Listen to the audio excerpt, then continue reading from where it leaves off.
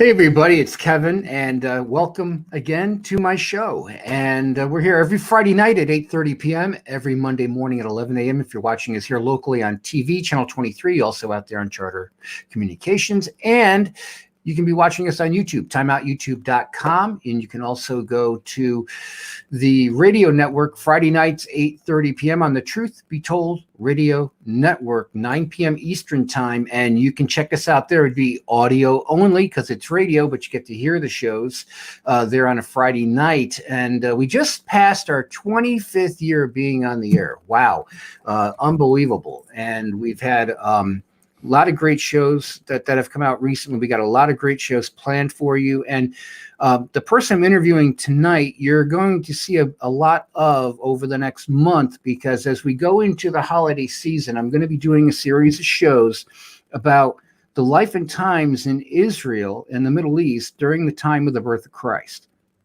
And so he'll be a part of a lot of these shows, and that will be with Tim Kynes. I'm with Michael Parker tonight, and he's also, I guess, kind of a co-host. You can correct me if I'm wrong, Michael, but kind of a co-host on the radio show God Save the King that appears Friday nights at 10 p.m. on the Truth Be Told Radio Network. And it's a real interesting show where they talk about stuff just like that. So I wanted to say hello to Michael, and I want Michael to do the necessary stuff of introducing himself and letting us know a little bit more about him before we go forward. So, Michael, welcome to the show. Well, Kevin, thank you for having me. I appreciate it. And I've got to say, congratulations, 25 years of doing content. That is certainly something to be proud of. And well done, brother. Bravo. Thank you. Thank you. And you were mentioning God Save the King. I am doing that with Tim. It's primarily Tim's project. I was lucky enough to befriend Tim, I guess, around 2010, 2011, and we found out that we had some similar interests. And he asked me to do a show with him, which we did for parablestv.net, I think was the website. I guess they're no longer in business. I'm not sure. But anyway, we did an 8-episode television show for them called God Save the King. And it was featuring Tim's research on, kind of what the political background of the nativity. When we see the nativity, we kind of see it in this bubble of the way we've been taught it. But he was just trying to bring some historical context to it, which was fascinating to me. And before I met Tim, I've been in the new media space, I would say, since 2000. I worked largely in the music industry for quite some time, and around 2000 I started doing streaming audio for Virgin Megastores. We had a radio station called Radio Free Virgin, and that was 50 channels of streaming audio, kind of before it was a thing. And from there, I went to work for several other music and or tech companies. I worked for the Zappas. I worked for the estate of Frank Zappa for a while, and then I started hosting my own shows in 2006. Which were kind of coast to coast, kind of paranormal and conspiracy fair. I had a show called Dark Matter. I didn't realize that there was another show called Dark Matters at the time, and I upset some people at the time. But anyway, I did like 100 or 200 shows of that. Then I got hired by Discovery to do a couple of projects for them. But I think most people will know me from my show Antidote, which was on the Lib TV. And here again, it's one of those tech companies that only lasted a few years. But I had a television show there. We did 60 some odd episodes covering the news, spirituality, conspiracy, a little bit of paranormal. Love that job. It was a great job. The company went out of business. Currently, for the past 3 years, I've been producing a show for a civil rights attorney here in Los Angeles, and that show is called Hidden Truth with Jim Breslow, and we do primarily news, politics, true crime, etc. And got it. Yeah, so that's who I am and what I do. That's pretty cool. And so now we know who you are and what you're doing, and that's all very cool stuff. I will tell you this. I did get the chance to interview Warren Cucurullo. Interesting guy. Interesting guy, because I heard the reference there to Frank Zappa. And in case people don't know, he was the lead guitarist for Frank Zappa and another band called Missing Persons. That's right. They with Dale and Terry Bozzio. And Dale, I believe it's Dale Bozio, if I forget which is which, was the drummer for That was Frank Terry. Zappa. That was Terry, Terry, Terry, and Dale was the blonde-headed the blonde, girl that was the singer his for wife. Missing Persons. Yeah. Yeah. Now I never got So, to meet Warren, but he's an interesting character. yeah, he was supposed to come in studio with me. Oh, And he was going to come all the way. He was going to be in New York. He has a restaurant that he owned. And what happened that day, it was like all day, this amazing torrential downpour where you couldn't go outside because it was like standing out in your shower. It was that kind of yeah, rain, and yeah. it was nonstop. So he was going to be having his limo driver drive up to Danbury, Connecticut, go to the studio, be in studio with me. But with that kind of weather, we had to do the show over the phone remotely. Before, I had a nice setup like this that had to be done over the phone for TV.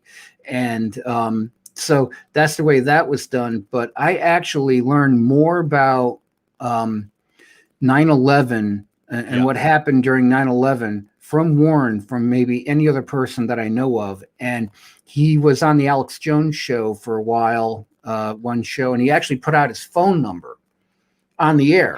And he said, call me and talk to me if you want to talk to me about 9/11, stuff like that. And so I was actually out at the Danbury Fair Mall. I stood out there for an hour and a half standing in front of the Macy's store, talking on my cell phone to Warren. Yeah. And then hooked up to do the shows and everything. And I spent a lot of time with him on the phone. I'd call almost every day, and we'd go over stuff with 9/11. It was crazy. It was crazy, but I learned so much because I'm like, how did you learn all this in a year or two? He goes, dude, I'm a millionaire. I don't have to work. So what you learn in a period of months, I can learn in a period of days because I don't have to work for a living. And it, click. Oh, yeah, right. I get it. So I've got a little tie into that. So when I worked for the Zappas was, I believe, 2002, 2004. And I just worked for Gail. Frank was deceased. I never met Warren Cucurullo. However, later, I probably, I don't know, 2007, 2008. I'm not really sure when it was. The Loose Change series of films. Yes. Yes. Okay. So Dylan is a friend of mine, and I contributed music to a few of those, including the most recent one, which is called Unspeakable. Okay. And Dylan would often stay at my house on numerous occasions, sometimes for weeks at a time. But anyway, there was one particular time when he had an invitation to go see Warren Cucurullo. And I'm not sure where Warren lives around here, but Jack Blood, who's also another kind of conspiracy radio host. So Dylan and I go to meet Jack Blood at this coffee shop. Now, I was not invited because Warren didn't know who I was. I was not invited, and I didn't want to invite myself. It's like, because this is Dylan's thing, because Warren had invited Dylan, and Dylan was taking Jack Blood, or he had invited Jack and was taking Dylan. I don't remember how it went down, but anyway, the two of them were going to go see Warren. And sure enough, they go out there, they see him, they had a great time. And yes, he was very astute and very knowledgeable on 9/11. And I'm not sure what he's up to these days, but he was a great musician, and it's always good to see that there are people in the artistic community who still have the guts to look into things like this, because it's not a popular subject in some crowds, and it could probably get you kicked out of a band or two.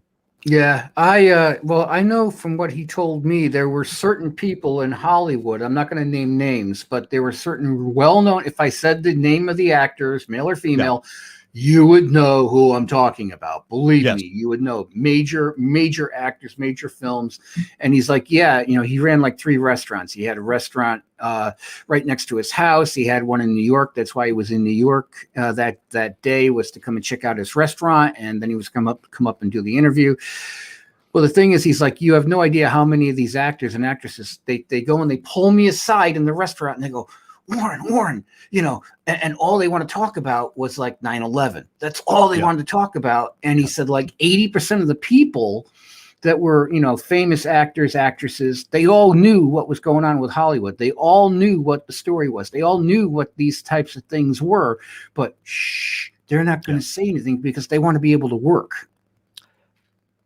100%. I mean, listen, you have to toe the line in Hollywood, and it's not just that subject that you can't talk about, and it has only gotten worse over the last 5 to 6 years. And I've said this before in my lifetime. I voted Democrat, I voted Green, I voted Libertarian, I voted Republican. Our our ideas should be constantly evolving, and I can disagree with you on policy if I if I feel like you have good character. Yeah. And so I try not to get too caught up in all that. But what I'm saying is that here in Hollywood, that does not fly.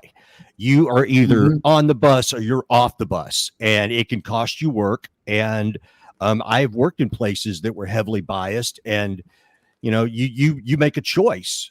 Do I speak my mind? I had a friend call me the other day who's leaving a very large company, and I'm not going to name him or the company, but he's like, Michael, he goes, I have to have somebody to talk to. He goes, I can't do this anymore. He goes, I'll jump on a Zoom call, or I'll jump on a conference call that's already started, and they'll all be laughing and giggling about this, that, or the other thing, which I'm not going to mention on here. But it's the subjects that we're not supposed to talk about. Yeah. And he's quit the company, and he and his wife are moving. And so I mean, it's a tough place. And it's interesting when I always hear about directors or actresses or actors that know about these things, because there were rumors even back then when Dylan and Corey and Jason were doing those films that they would be wined and dined by various luminaries. Yeah. And, people could go back in the press and see who those people are. Some are notorious, some were good people. But anyway, after a while, one major film company just washed their hands of it after bringing the three of them out here and putting them up in an apartment in Silver Lake, or Los Feliz rather, to work on a film that they were kind of promised orally, not in paper. Listen, we're going to put out, this latest, because there were 5 or 6 versions of Loose Change under various titles. And the one that I first put music on was going to be called Loose Change Final Cut. And that was the one that a very famous Texas billionaire and his company were going to put out. Anyway, they decide they're not going to do it. Dylan and the guys have to move back to New York and put it out themselves. And now here we are, 20 years after 9/11. I've now put music in 3 different Dylan Avery films, along with my friend Ramo Conscious. And because I met Ramo, he's a hip hop artist, rapper, activist, photographer, all around kind of Renaissance guy. And so we've done music for Dylan a couple times. And I got to say, honestly, in full disclosure, I was a truther from day one. Yeah. I had been at the UN in Geneva a month before that. Wow. And it was a strange situation. I met a woman on a plane one time. I was going to my grandmother's funeral, and my wife and I are sitting there, and these 3 older women are sitting across from us, because that particular plane, you could do that. But anyway, somehow we struck up a conversation. Come to find out, she was a wealthy heiress of a sporting goods company, and she would do this thing every year where she would take youth from Los Angeles to the UN to kind of show them around. And she asked me if I would come and I could be part of their NGO and I could speak. And I'll be honest, originally I was going to talk about chemtrails, but when we got there, she didn't want me to do that. So what I ended up discussing, because I got to speak, not in front of the full assembly, but in a smaller room, a couple hundred people, I ended up just talking about media conglomerates and how, well, what we see now had already begun at that point, how you've got a shrinking number of business entities that control 99% of the media that people see. And so well, let me just say this about the UN. It was possibly the creepiest place I've ever been in my life. And there is a very cold, sterile, unfeeling atmosphere in those buildings. Yeah. And it's funny because we drove by the WHO, and I didn't actually know a lot about the WHO at that point, but I mean, just, you could feel the vibes. I know this sounds like I'm a hippie or something, which I'm not, but you could feel just the bad vibes off of these places. And so I was there, I don't know, 10, 12 days, I think. Yeah. Anyway, when I came back, I'd been back about a month, and 9/11 happens. Yeah. And then I lose my job just a matter of days after that, I think, because if you remember when 9/11 happened, it kind of gave a green light to a lot of companies to just say, oh, well, 9/11 happened, national catastrophe. We got to cut some dead weight. And Radio Free Virgin, which I had helped create, now me and my entire team get laid off. My wife and I find out we're pregnant that same week. I was in full panic mode, and just everybody else was in shock. But I already, and people had already told me, Parker, don't say anything. Just keep your mouth shut, right? Just keep your mouth shut. But anyway, so I was a truther from day one, and I still am. And it's a very complex situation, and I've lost a lot of friends over time. And I've said this before, and I'll say it on your show. It's not something that can be explained easily, because the parties that were involved, I mean, there were various parties that acted for their own reasons. Yeah. And it wasn't strictly an inside job of the United States government. This was the deep state of the world, in my opinion, working together to orchestrate this event.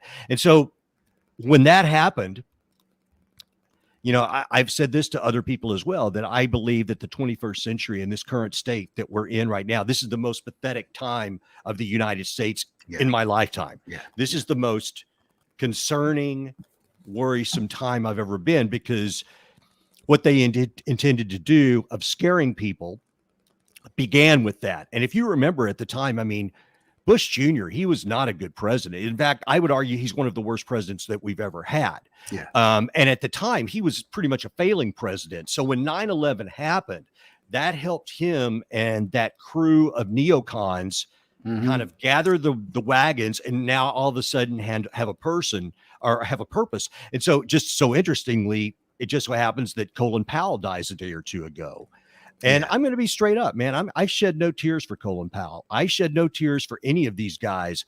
Rumsfeld died, a few months ago. Yeah. Cheney, if he keeps getting these Darth Vader hearts, I don't know how long he's going to live. But anyway, the atrocities committed in the name of the war on terror as a result of that horrible day.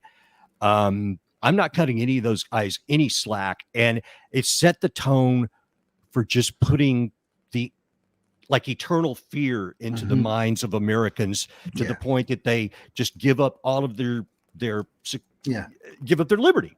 Yeah, exactly. Over and over. And we're still doing it again. Now we're doing it with COVID. Yeah. And I don't want to hear anybody who's an agnostic or an atheist tell me that there's no such thing as faith, or that they have no faith, because you know what? I've seen these people act in such faith over something that they cannot see, and they're acting accordingly. Yep. Okay. And the last I checked, that's faith. So, agreed. Okay. So, but aside from that, that's a little bit of a sidetrack, but you go back to right after 9/11 happened. To me, it's not mentioned much at all. I don't really hear it talked about. But here's the tragedy that I really see that came out of this, is that after you hear politicians talk about having political capital to spend, Michael. They have political capital. Well, after 9/11, you had an almost unlimited amount of political capital that this country could have spent. Yes. Okay. And you, to me, if I was president of the United States, and let's just say that it was actually exactly the way the official conspiracy theory of the U.S. government put out, yep. Okay, and that's exactly what happened. Okay, so we have that. Now, what I would have done was establish strong economic ties with countries all over the world. Bring in very strong economic ties, because when you have two or more countries that have strong economic ties and they're both benefiting from it, do you know what doesn't happen? Things like wars. Exactly. Wars don't happen.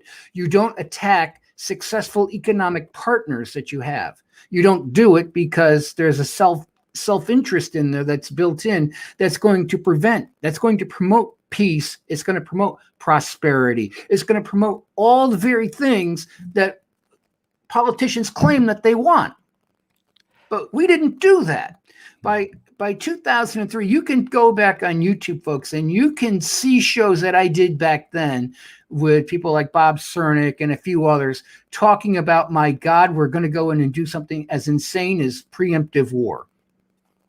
And that's insanity. The last time that was tried, Russia tried that on Japan. And do you know what happened in 1903, 1904, the Russo-Japan War?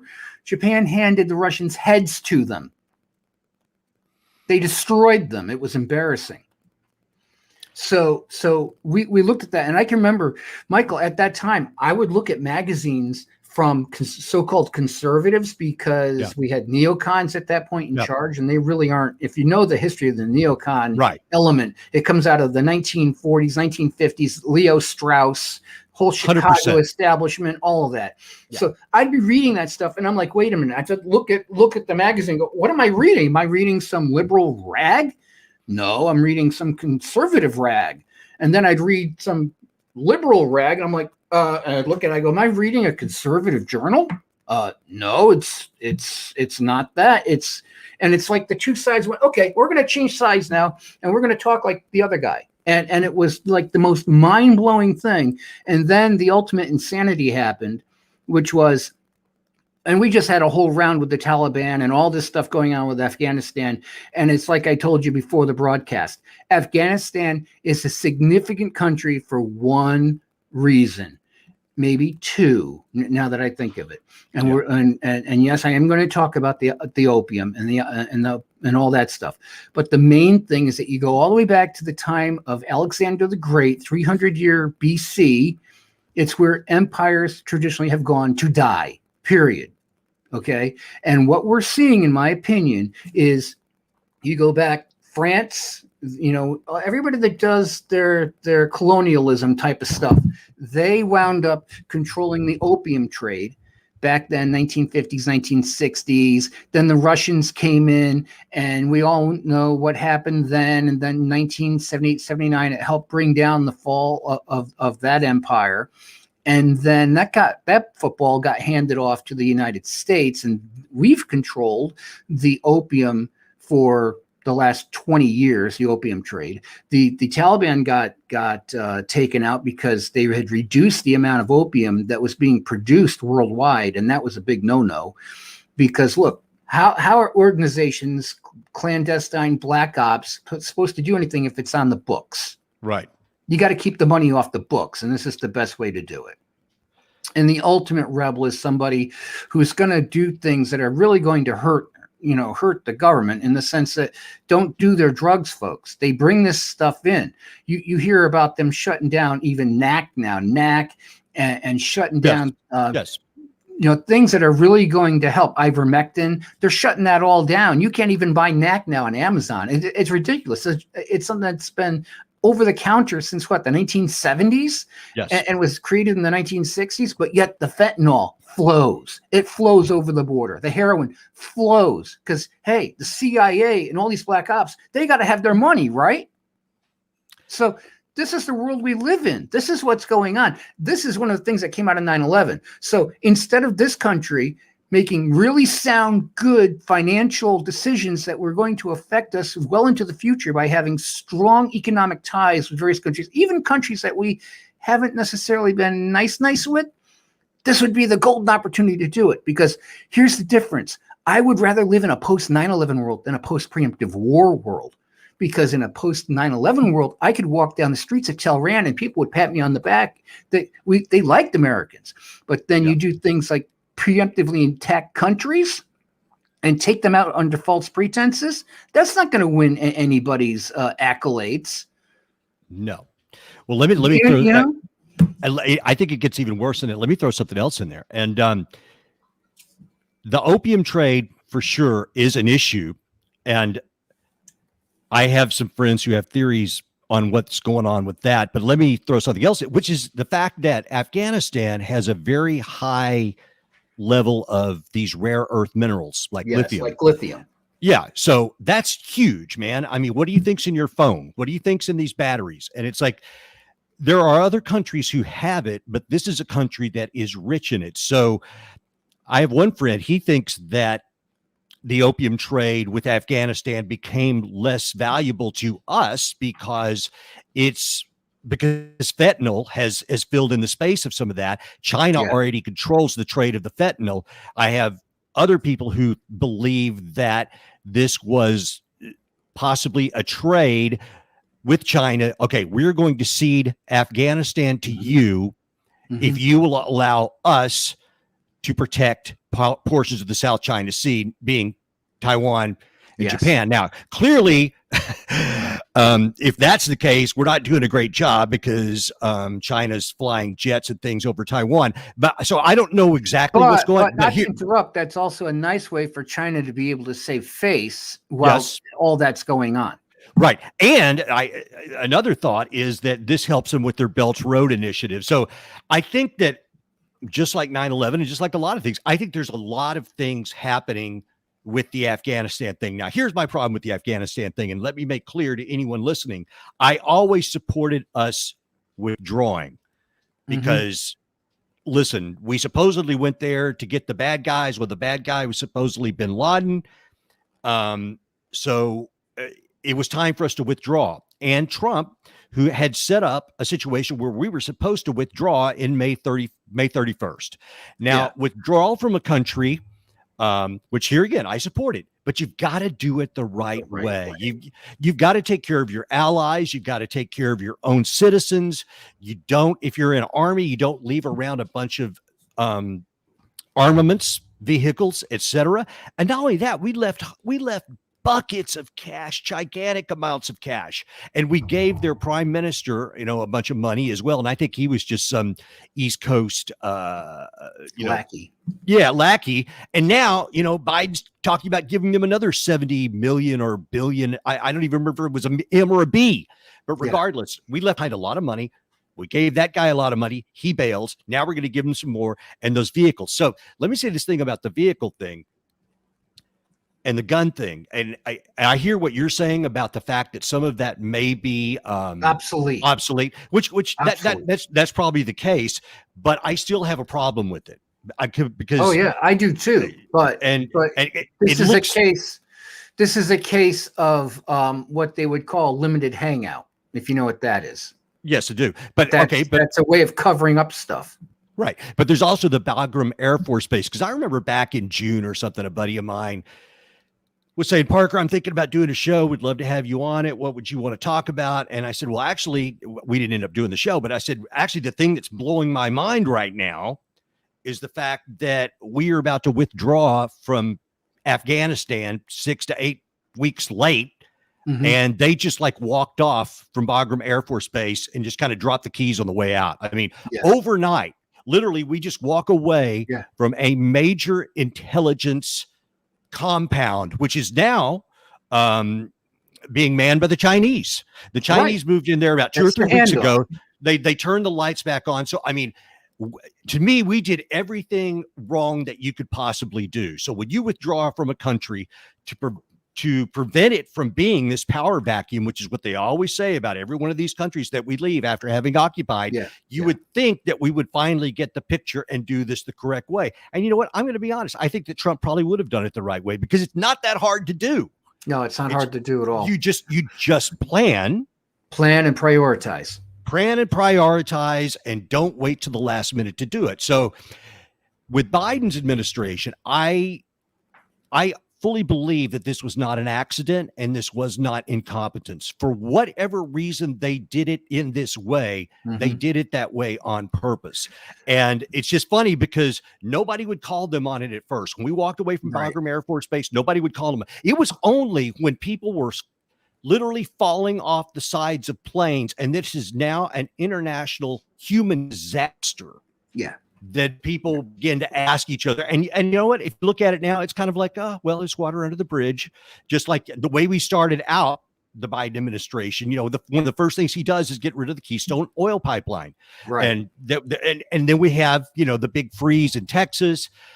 We have the hackers that hack the pipelines. I mean, it gets back to energy, it gets back to prices. So now we're looking at $100 oil, which essentially, and I grew up in the oil business. So just in full disclosure, I grew up in the oil business and my dad was an honest guy, worked really hard, made me and my brother work with him. But when you raise these petroleum prices like this, you're effectively taxing everybody. Because now those prices get spread across transportation costs for food, for anything that needs to be trucked you getting back and forth to work. So now we're going to look at $100 oil, all of which, this is another thing, which I don't think that this was an accident. No, it's not. And I mean, to go back to what I was saying about a limited hangout, in case people don't know what that is. Right. A limited hangout, real easy. You take the blame for something minor so that you can cover up something major. That's basically what it is. Now, people would totally lose their minds, Michael. I'm sure you'll agree with me to say, hey, we've just handed over the control of the world's opium and Afghanistan to the Chinese government. But if you can then make Joe Biden look like an orangutan on acid and goof everything up, and I don't know, I have no idea. I'll just leave ahead of time and, throw the keys and act like a buffoon. Now the focus is put on Joe Biden. The focus is put there and not on what's actually happening that we should be looking at and should be covering. And that has been a very effective political technique going back, where we first see it talked about during the Watergate break-in. So, just for that clarification, this is what I see going on. That handoff has been made, and maybe they're going to have that control for the next 20 years like the U.S. did. Who knows? I muted myself because my dog is barking and hopefully stopping. But the deal with Biden, and I think you're right. I mean, if you remember the early Democratic primaries, I mean, Biden and Kamala, they were at the bottom of the barrel as far as the popularity of. I mean, they were like 1% was their voter share. Bernie, Buttigieg, there were various people all doing way better than those guys. And then they end up with the nomination. And I'm not a Bernie guy by any stretch of the imagination, but his popularity far exceeded theirs. And what do we have? We have the most popular president in history with 80 million votes. He is a dementia-ridden. Yeah, it just, I mean, I tend to agree with what you're saying. And he's totally disposable. Meanwhile, his kid is a walking national security risk. Yeah. Okay. So you've got a kid who's clearly highly addicted to cocaine and speed type drugs, hanging out with women all over the planet, and we're sending him to China, we're sending him to the Ukraine, and we're letting this guy speak with matters that have to do. So they're supposed to be just business, but they extend over into American national interests as well. And this guy's high as heck on crack. I mean, how this is okay with people just blows my mind. And people apologize for him all the time. Oh, it's just, he's not the president, but he could be blackmailed, and his dad could be blackmailed as well. Well, I think that's why you had the leak on a lot of the stuff that happened. You had that Chinese billionaire leaking all the stuff online. Every hour he was putting out more stuff. And I think part of that may have been, as I keep getting back to, the same idea, a limited hangout to where they put that stuff out. Now they got cover.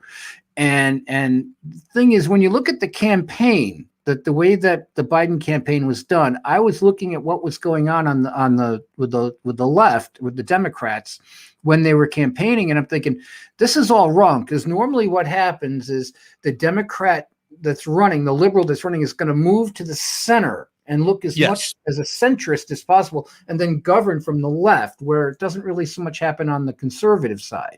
They don't have to move to the center. So when that happened, what was happening during the campaign? You had Buttigieg, and you had all these, Harris, you had all these other candidates, and Bernie, moving as far to the left as they possibly could, and saying just wacky, cartoon-like stuff.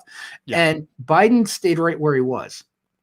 He stayed right where he was, and he was viewed as the centrist. So when you got all these people talking crazy train, he's still there, the same guy from the beginning, and people are going, well, that's the guy I want to go with. I don't like him, but these folks are crazy. Right. And I think that was part of the game. Well, and I think also to the establishment, and I'm not just saying the DNC establishment, but the real establishment. Yeah. They're like, you know what? This is the guy, and she's the gal, because Kamala Harris, I mean, I live in Train wreck. California, and I could Train wreck. tell you this woman has not done anything out here, Mhm. and she put a lot of people in jail. I mean, she's not this freedom loving hippie type person. Mhm. But anyway, in both cases, these were people that the establishment realized. Listen, they will carry the water. They will deliver the message that they want. They want the chair. They want the place and the light, and so, they don't really have any principles, so we don't have to worry about that. Yeah, yeah. These other people might be wacky, but at least what they're saying is coming from a sense of belief, even if it's wrong. These people don't believe anything. So, they made perfect stooges to be placed into this situation. And you know what? I'll be honest, even till the last minute, I was like, I can't believe that this is happening. Other people kind of said things like this. I can't think of the man's name who was really pushing the idea, but it kind of, I still couldn't believe they didn't try to chunk Hillary in at the last minute, because Mhm. I just Yeah. I thought it was a possibility. It didn't happen, and Biden went on to win. Biden went on to win. Well, I guess. Right. I guess. But Right. I mean, that whole fiasco is interesting, because what you have is you had the voting scam going on. You had all the mail-in ballots. You had the Yes. boxes that you had all of it set up, and then you had Corona going on, the whole coronavirus thing going on, and all that led into one thing, and that was the ability for them to, you see, it's like this: if you're going into the ballot place and you're voting in person, it's going to be much harder to scam an election to do that over a 24-hour period than if you have 3 or 4 or 5 months to do it. 100%. Absolutely. Okay. I mean, that's just simple logic. So Newsom, just with a stroke of a pen a month or two ago, after the recall went his way, which was largely via mail-in ballots again, and that they could print themselves. And when Yes, I heard that, I knew Newsom. I was telling my wife a week before when I heard that Newsom's going to win. Don't even bother. It's been mailed in. Kevin, it was all on the up and up. Yeah. So exactly. I got land in Idaho you can buy too if you want. Exactly. There's a bridge to nowhere. So this guy, with these mail-in ballots and the ones you could print, he gets to retain his bully pulpit governorship of California. So now what has he done? Pelosi's nephew, by the way. That is the story. So now he has mandated that all future elections in California are going to be mail-in ballots only, which he did that literally overnight with the stroke of the pen. Last Friday or Saturday, he did a double executive order in which, number one, now this is just, it's crazy, but it's not as damaging as number two. Number one, he's mandated that all large retailers with over 500 employees must now have aisles of their store that are gender neutral toys for kids. Yeah. Okay. I mean, we don't even have to get into that, just how wacky that is. But number two, and this one kind of got swept under the rug. Well, actually now in the last couple of days, people are picking up on it, because the gender neutral thing, that's what got the headlines. You can't have pink and blue doll dresses and things like that. It's got to be gender neutral. But the same day, what he also did was sign a bill which is going to outlaw gas-powered lawnmowers. Yes, I saw leaf that. blowers, chainsaws, golf carts, etc. Okay, so the golf carts, all right. So a golf cart, maybe a battery golf cart, that's not a big deal on the golf course. But what if you're in the landscaping business? And here in California, we have these huge grass fires, which Trump was right about. A large part of these grass fires are because we did not maintain our undergrowth correctly. And so all these environmentalists got, you can't do that. You can't do that. So now we've got all of this dead matter that catches fire when our utility companies gear goes haywire. And that's happened a few times. But anyway, so now I guess within a year or so, I'm not sure when this is going to take place, you will not be able to buy a gas-powered lawnmower. You will not be able to. Also, I think, and this is another thing I just read a day or two ago, this is going to apply to generators as well. So here's the deal. I'm not anti-electrical powered machines, That's fine for a weed whacker, but I mean, if I'm going to cut down a tree in my yard, I need to put some diesel or some gas in a chainsaw and go at it that way. It's just madness. And my belief is that this is him getting what's the word I'm looking for? Getting back at all of us for having this recall election. This is his reparation to those of us who were not on his side. But here's where I think it's going to backfire on him. One of the biggest demographics in California, if not the biggest, is the Hispanic population. Okay. And what I'm about to say, this is not meant in any type of racist way, but there are a lot of Hispanics involved in landscaping and agricultural maintenance. Okay. So now you just made their life way harder. You've just made their the way they make a living in the future very difficult. And I think that that's going to cause him and the DNC some issues going forward when people begin to feel the effects of this. They already said that we're going to have electric cars by 2030 or what have you. At least we get a little bit of time to roll that out. But this idea that now a person can't have a riding lawnmower or just a regular lawnmower to cut their yard with gas in it is preposterous. Yeah. And the thing is, I was pointing this out to you before we actually went on the air, and there is, of course, AOC, Alexandria Ocasio-Cortez, whatever her name is. I call her another obnoxious communist, AOC. Yeah. So when you look at all the things that come out of her mouth that sound so nuts, you look at the fact that later on, these are the exact same things that government legislators on the left start proposing to do. So it's kind of like, if you know what the vampire principle is, the vampire just can't walk into your house and kill you. You have to actually invite him in. Mm-hmm. Okay. So one of their rules that they have is that you must actually agree to or invite whatever it's going to happen to you. It gets into the eugenics and everything. It's too much to get into now, but this is what's going on. And she may be an unknowing mouthpiece. She's scripted, given the stuff to say. The crazy stuff goes out that people go, she's nuts. She's got two brain cells to rub together. And then when people aren't paying attention, they actually turn around and start doing it because that's their way of telling you what they were going to do in the first place. Kevin, I think you're onto something there. And it's funny with AOC because I have a good friend who a year or two ago, he's like, oh, Michael, he goes, I'm giving her some money. I just think she's brilliant and all this. Well, excuse me.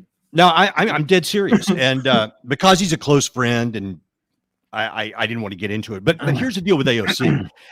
You may remember this. I don't remember the name of the little youth foundation, but she was actually chosen for that to run. They auditioned people. They were looking for a young person to run for that seat in New York. And she was a bartender, just a college student kind of person. A flunky.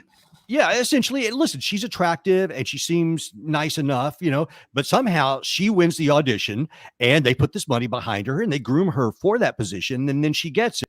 And I think that what you're saying is likely the case in which they give her talking points and she's young enough that she may still buy some of this. And listen, when I was younger, I was liberal as well. I was raised in a Republican household in a Republican area. And then when you become, in your late teens, your 20s, you're just liberal and you've got stars in your eyes and you think everything's should be hunky dory. So, I mean, she may believe some of this, but I definitely think that she is a form of predicting programming being dangled out there for us in her nice, pretty Met Gala dress with tax the rich on it while she's hanging with nothing but really rich people, none of whom have masks on, only the regular people that have to work for a living who are seen in the background covered with masks. So she and the squad are just, I mean, they're terrible. They're really terrible. And they love power and their whole trade is that, they're working for the people. No, they're working for themselves. And even more importantly, they're working for the establishment. Exactly. Which they may or may not know how much they are.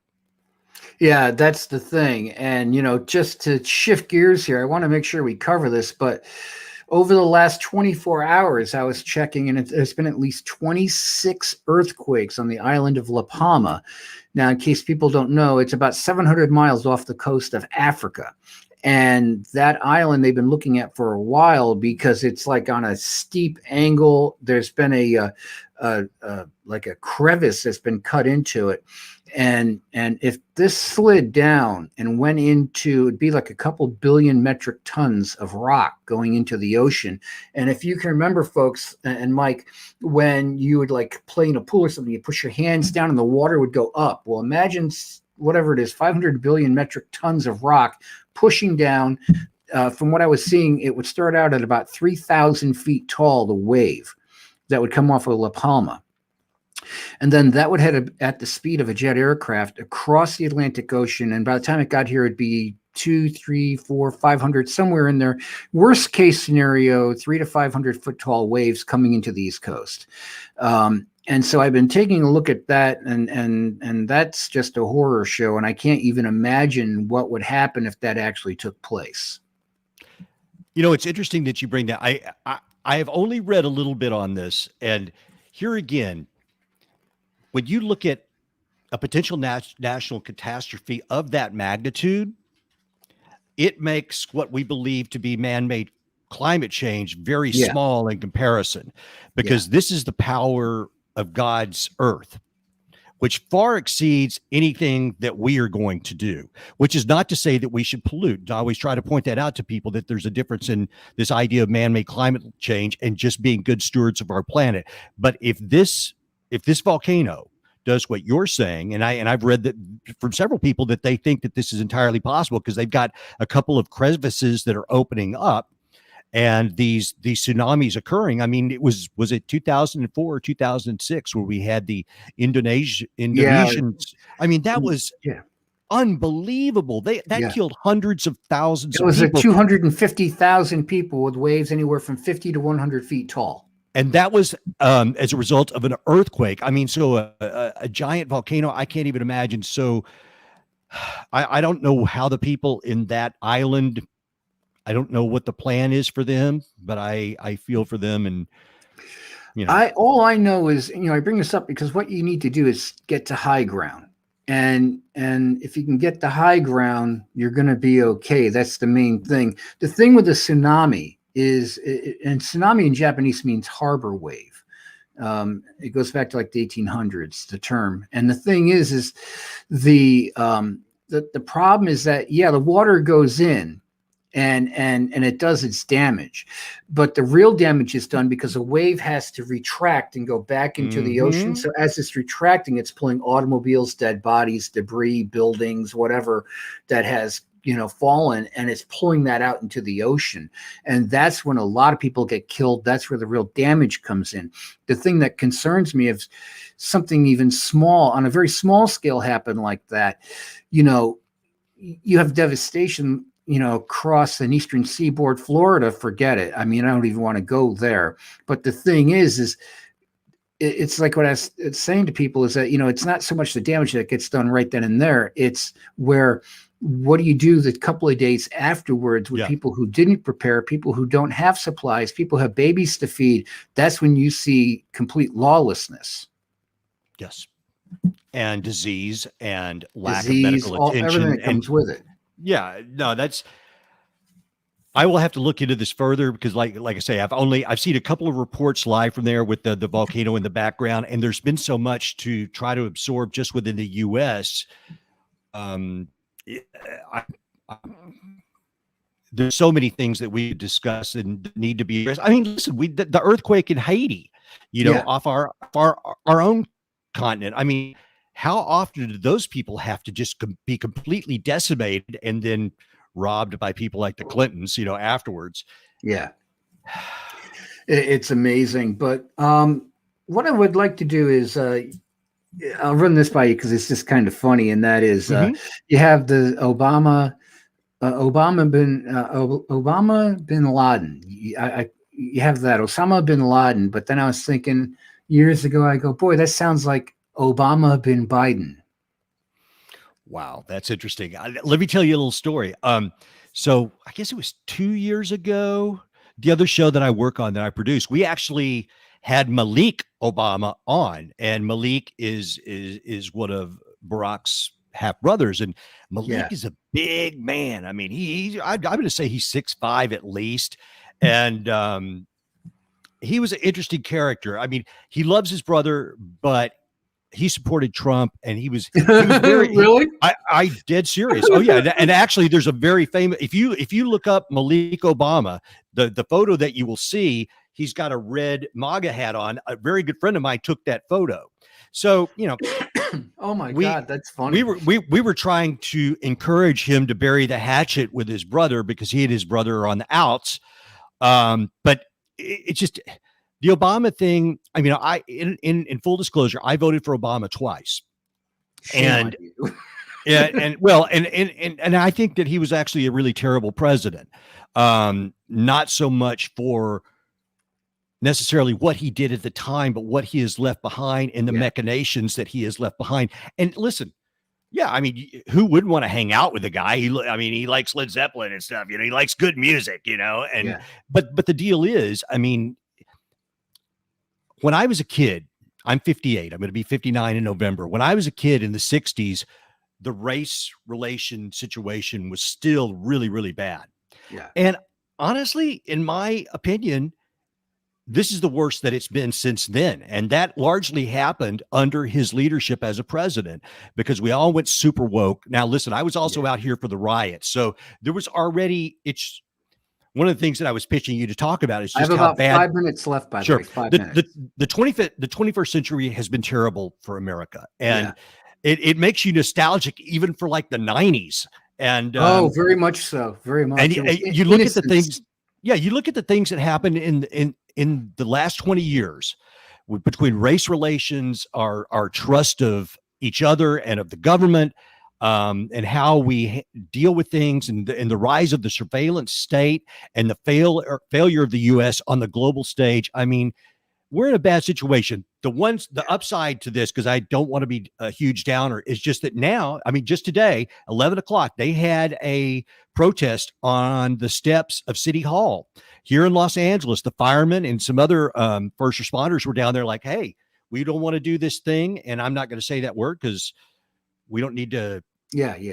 The censorship, the C word. But people are pushing back finally, because we were watching these various countries like France and Italy, like what the people are in the streets. When are the people going to get into the streets in the U.S.? And here it is at the end, in 2021, going into 2022. We're now in the third decade of the 21st century. So we may finally be getting to the point where people have had enough, and that's people of both sides.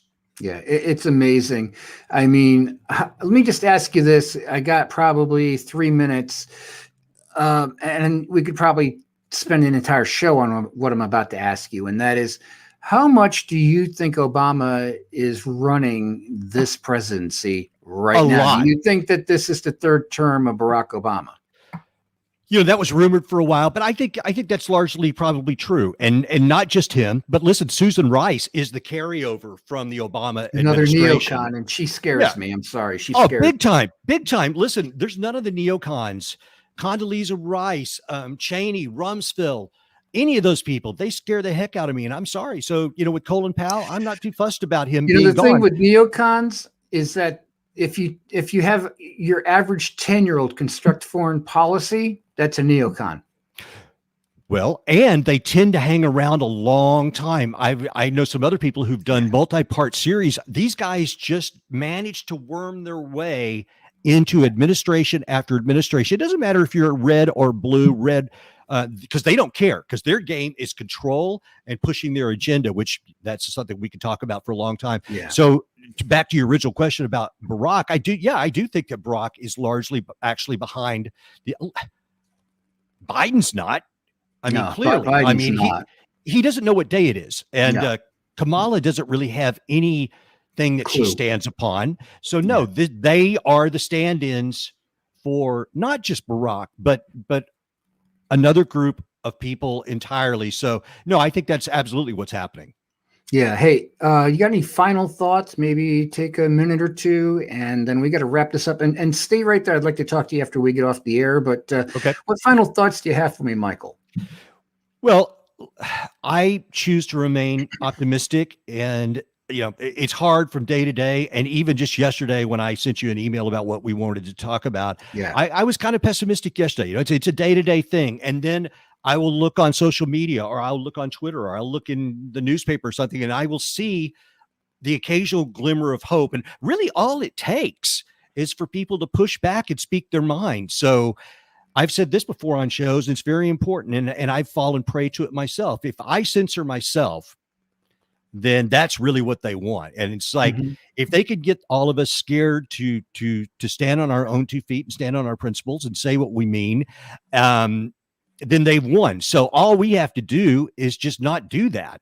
And today there's these firemen who are standing on the steps of the LA City Hall speaking their mind about mandates and things. And so I would just encourage people, try to stay as positive as you can. Do the things that you feel in your heart are true, and don't let people get under your skin. I honestly believe that a lot of the people that make us think that there's more on the other side, it's because they've got more time to write on social media. And listen, I have time to write on social media, but this is kind of part of my thing, which is to communicate. I think there's a lot of people that are on our side who are too busy. They're actually out there working and doing things, and they don't want to get caught up in that miasma of bad vibes. So keep your head up, people. We can do this. Thing is, too, political correctness is just a fancy way of saying censorship. That's really all it is. For sure.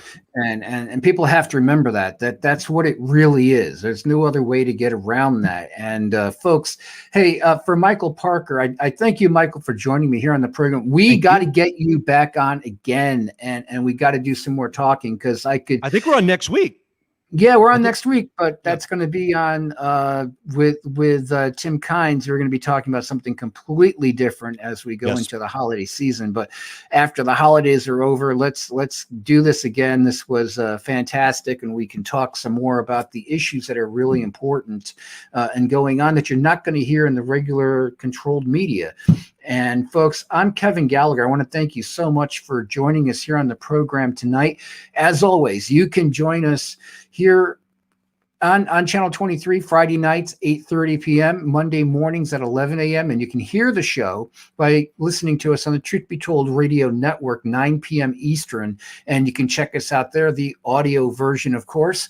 And you can also go to timeoutyoutube.com, and you can see right down here in the crawl, there's a whole bunch of information right there that you can access through the show. And go check out the shows that are there. I think you'll enjoy it. Have a great one, and good night.